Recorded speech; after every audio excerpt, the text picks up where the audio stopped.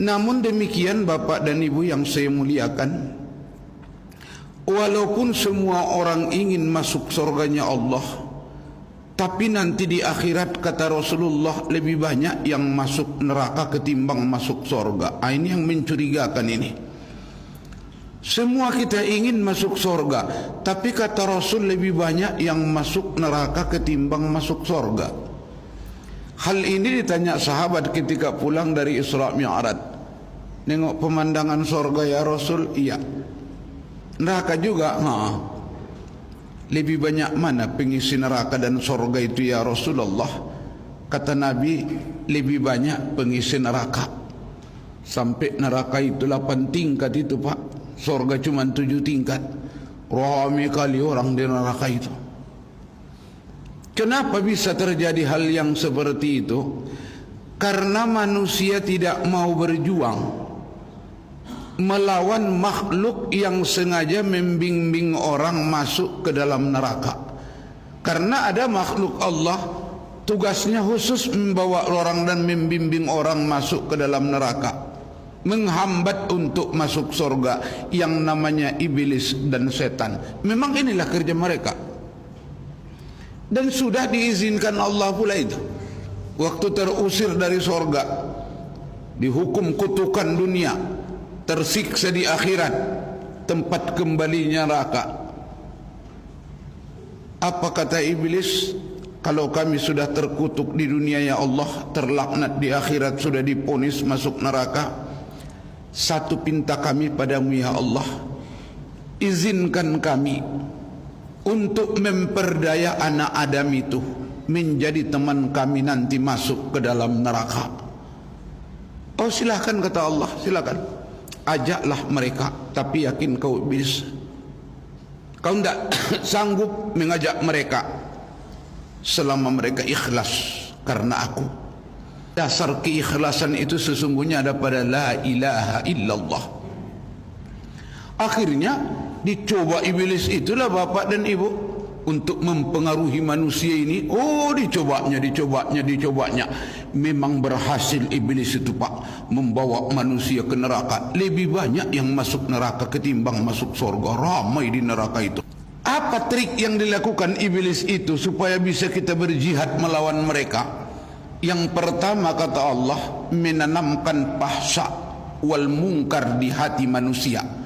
Ya ayyuhalladzina amanu la tattabi'u khutuwatis syaitan wa man yattabi' khutuwatis syaitan fa innahu ya'muruna bil fahsya wal munkar. Inilah trik pertama mereka. Hei orang beriman, jangan kamu ikuti bujuk rayu setan.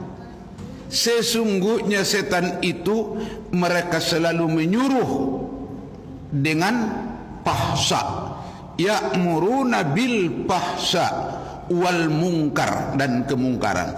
Yang pertama fahsya dulu ditanamkannya. Kalau sudah tertanam fahsya itu, insyaallah mudahlah dia itu untuk membuat orang kepada kemungkaran. Apa fahsya itu Ustaz? Fahsya itu cenderung kepada sifat-sifat yang tercela, yang disebut dengan akhlakul mazmumah, yang disebut dengan maksiat batin. Makanya fahsya itu tersembunyi itu Pak, di dalam itu. Di tempatnya di dalam itu, tidak nampak itu.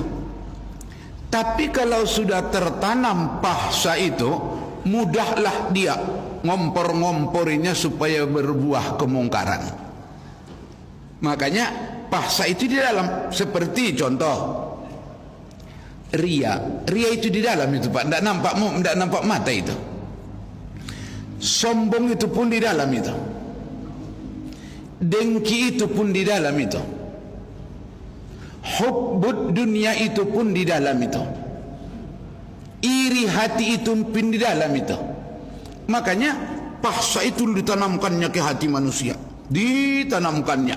Kalau sudah tertanam di hati manusia itu fahsya, itu besar kemungkinan akan mudah membuahkan kemungkaran. Seperti contoh yang tadi, pertama ditanamkannya ke hati manusia hubbud dunia. Hubbud dunia itu tidak nampak itu. terlalu cinta dunia. Ditanamkannya ke hati manusia.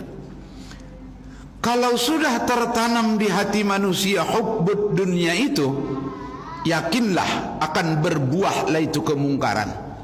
Yang namanya korupsi, yang namanya judi, yang namanya mencuri, yang namanya sogok suap, yang namanya menipu orang, dan lain-lain kemungkaran berawal dari pahsa.